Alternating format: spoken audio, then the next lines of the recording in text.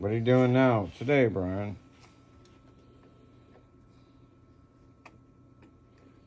I don't have a hammer. Now I do.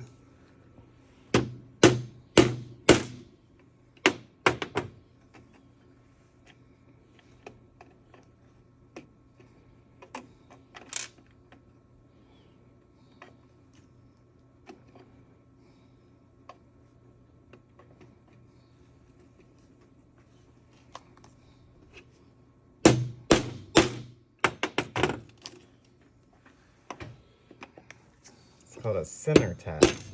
Right in the center of a hole. You have to get the exact size.